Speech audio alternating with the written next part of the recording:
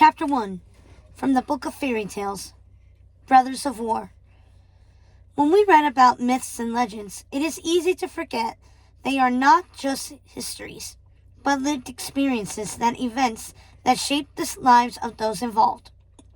We forget that powerful beings, even gods, have their struggles and heartbreaks. And we forget these are not just stories. The events in this tale took place during a time that is hard for mortals to fathom, when behemoth titans ruled with fire and chaos until they were eventually overthrown by their sons and daughters, the mighty and powerful Olympians. The reign of the Titans had become so rife with pandemonium and destruction, Zeus, Hades, and Poseidon decided it was time to overthrow their father, Kronos, and the other Titans, and become the new ruling pantheon of gods. This battle would later be named the War of the Titans, a 10-year war pitting Olympians against Titans, new gods against old, children against fathers. A war marked by such heroism it found its way into the pages of our Book of Fairy Tales, so epic its reverberations were felt throughout the realms, including the many kingdoms. A war that helped shape Hades into the god he is today. Hades was a major figure in this battle, and he and his brothers knew if they were going to overthrow the Titans, they would need the greatest of armies to defeat them. Titans were not mere giants. They were eaters of worlds, and larger than any mountain. The brothers knew they had to call upon every power at their disposal if they were to rule in the Titan's stead. And that is what they did.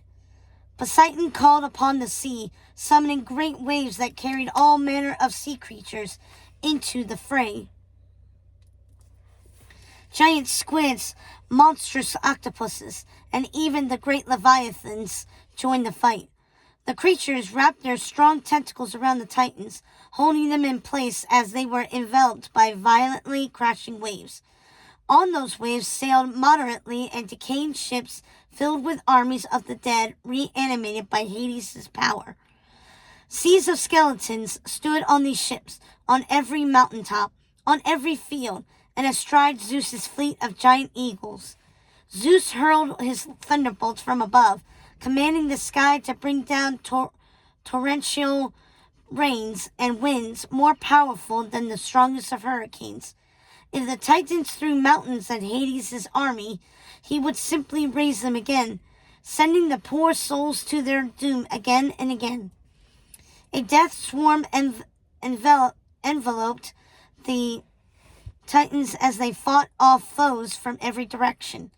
For 10 years, the brothers fought together as one, side by side, until finally the Titans were defeated and locked away. On the final day of the battle against the Titans, a decision was made that would shape all of their fates, and indeed the fate of the worlds. Hades could see it was already in the making the moment the world war ended. Hades spied his brothers among the ruins of their war. Wrecked ships littered the landscape. Buildings were crumbled. Pillars were cracked. Temples were submerged in water. And he wondered what Zeus and Poseidon were discussing. Even though Hades was the eldest son of the Titan Kronos, Zeus always took the lead. And Hades could feel Zeus was already deciding how things would go now that their father, Kronos, was locked away like the other Titans. Hades dismounted his giant three-headed dog, Cerberus, and looked at his brothers with a sly glint in his eye. He could see what was happening. It was written on their faces, just as it was written by fate. "Of course you shall rule the sea, my brother," Zeus said, patting Poseidon on the back, "and Hades, here shall rule the underworld." Zeus's smile was broad, flashing his large white teeth.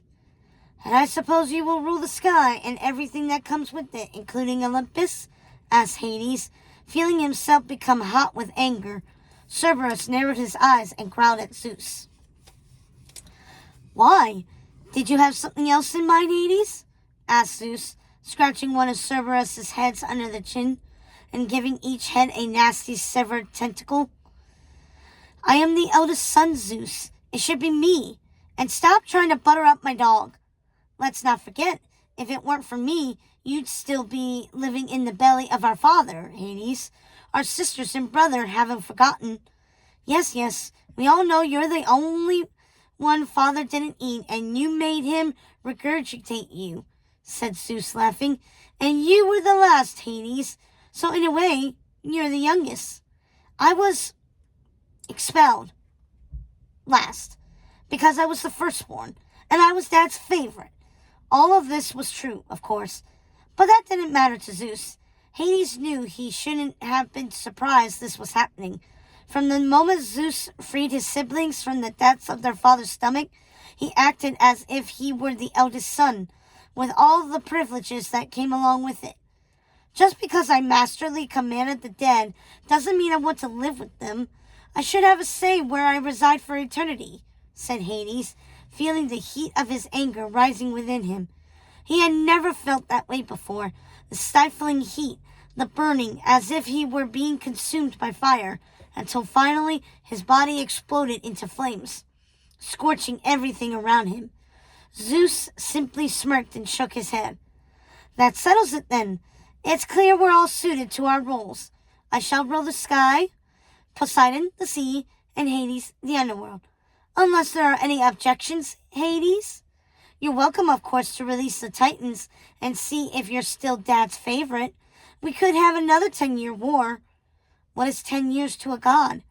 But the truth was, Hades didn't want to fight his brother, at least not then. So he agreed to rule the underworld for the sake of peace and for family. How bad could it be? And this was how Hades was made the lord of the underworld. But that was not the end of Hades' story. It was only the beginning.